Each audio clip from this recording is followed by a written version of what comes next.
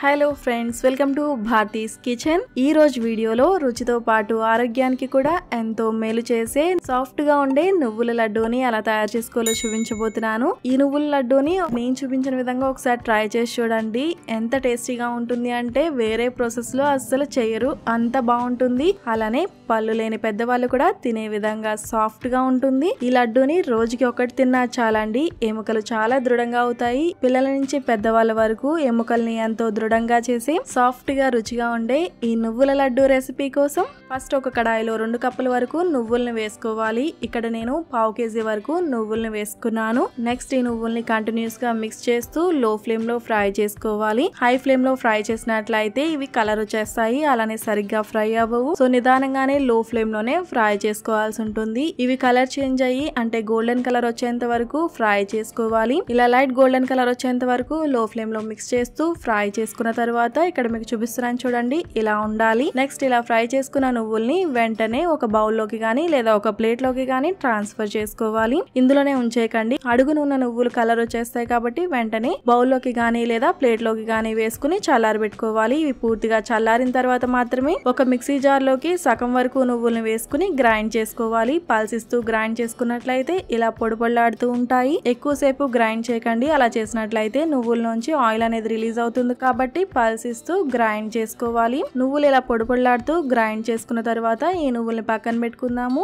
Next ఒక plate ని తీసుకుని దానిపైన ఆయిల్ గానీ లేదా నెయ్యితో గానీ గ్రీస్ చేసుకోవాలి. ఇలా ప్లేట్ మొత్తం కూడా నెయ్యితో గ్రీస్ చేసుకున్న తర్వాత ఈ ప్లేట్ ని కూడా పక్కన పెట్టుకుందాము. నెక్స్ట్ మళ్ళీ కడాయిలో పాకం కోసం బెల్లాన్ని వేసుకోవాలి. ఫస్ట్ 1 కప్ వరకు బెల్లాన్ని వేసుకుంటున్నాను, అలానే ఇంకొక కప్ లో అరకప్పుకి పైగా బెల్లాన్ని వేసుకుంటున్నాను. మనం తీసుకున్న 250 గ్రాముల నువ్వులకి 250 గ్రాముల వరకు బెల్లం వేసుకున్నట్లయితే స్వీట్ అనేది కరెక్ట్ గా ఉంటుంది. నువ్వులు వెయిట్ ఎంత ఉందో బెల్లం కూడా అంతే వెయిట్ లో తీసుకోవాలి. ఇక్కడ నేను బెల్లాన్ని కొద్దిగా 20 గ్రాముల వరకు ఎక్స్ట్రా తీసుకుంటున్నాను, అంటే 270 గ్రాముల వరకు బెల్లాన్ని వేసుకున్నాను. లాస్ట్ లో నేను ఇంకొక ఇంగ్రీడియంట్ కూడా యాడ్ చేశాను, అందువల్ల 20 గ్రాముల వరకు ఎక్స్ట్రా బెల్లాన్ని వేసుకున్నాను. నెక్స్ట్ ఇందులోనే 2 టేబుల్ స్పూన్ల వరకు నీళ్ళని కూడా వేసుకుని బెల్లాన్ని లో ఫ్లేమ్ లోనే కరగబెట్టుకోవాల్సి ఉంటుంది. బెల్లంలో ఏమైనా డస్ట్ పార్టికల్స్ ఉన్నట్లయితే ఈ బెల్లం నీళ్ళని వడబోసుకుని తీసుకోవాలి. ఇక్కడ నేను బెల్లం కరిగిన తర్వాత స్ట్రైన్ చేసి తీసుకున్నాను. నెక్స్ట్ ఈ బెల్లాన్ని మీడియం ఫ్లేమ్ లో కుక్ చేసుకోవాలి. నీళ్లు తక్కువగా వేసుకున్నాం కాబట్టి చాలా తొందరగా పాకం అనేది వస్తుంది. ఈ బెల్లం పాకం వచ్చే ముందు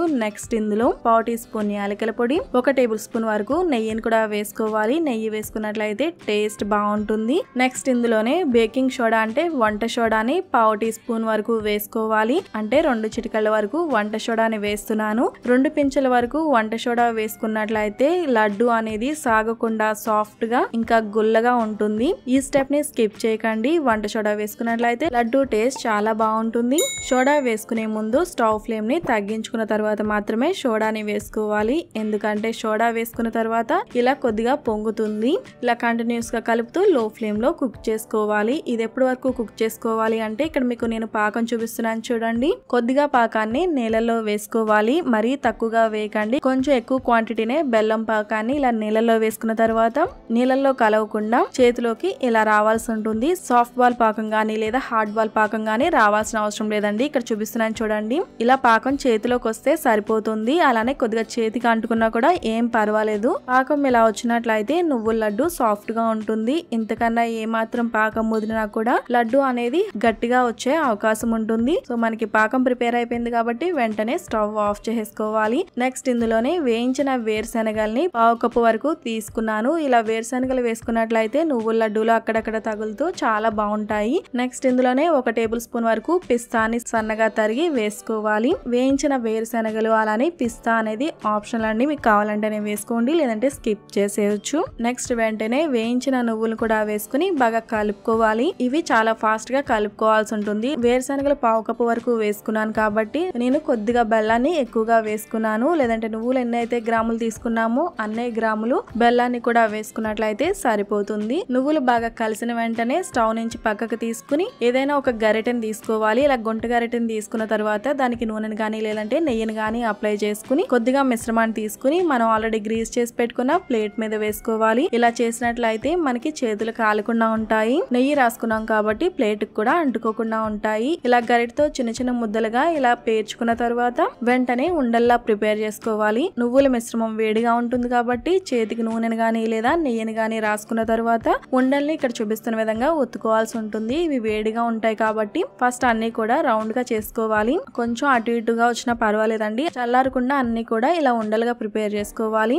ఈ మిశ్రమం కొద్దిగా చల్లారేంత వరకు ఉండల్ని ఇలా చేస్తూనే ఉండాలి. ఇవి ఇలా ఉండల కింద చేసి చల్లారేంత వరకు పక్కన పెట్టేశారనుకోండి మళ్ళీ అణిగిపోతాయి. కొద్దిగా చల్లారేంత వరకు ఇలా ఉండలు చేసుకున్నట్లయితే లడ్డు ఆరిన తర్వాత కూడా షేప్ అనేది అలానే ఉంటుంది. ఇక్కడ నేను చూపించిన క్వాంటిటీస్ లో తయారు చేసుకున్నట్లయితే ఒకళ్ళు ఈజీగా తయారు చేసుకోవచ్చు. అదే ఎక్కువ క్వాంటిటీ మీరు ప్రిపేర్ చేస్తున్నట్లయితే ఇంకొకరు ఉన్నట్లయితే ఉండలు చేయడం కొంచెం ఫాస్ట్ గా అవుతుంది. ఎందుకంటే వేడిగా ఉండగానే ఉండలా చేసుకోవాలి. పాకం నేను చూపించిన విధంగా పట్టుకున్నట్లయితే లడ్డూలు అనేవి చాలా సాఫ్ట్ గా ఉంటాయి. గట్టిగా అస్సలు ఉండవు. పిల్లలు గాని పెద్దవాళ్ళు గాని ఈజీగా తినగలిగేలా ఉంటాయి. ఈ లడ్డు రోజుకి ఒక్కటి తిన్నా చాలండి. ఎముకలు చాలా దృఢంగా అవుతాయి. సో చూసారు కదండి, ఇలా చాలా సింపుల్ ప్రాసెస్ లో నువ్వుల లడ్డూని తయారు చేసుకోవచ్చు.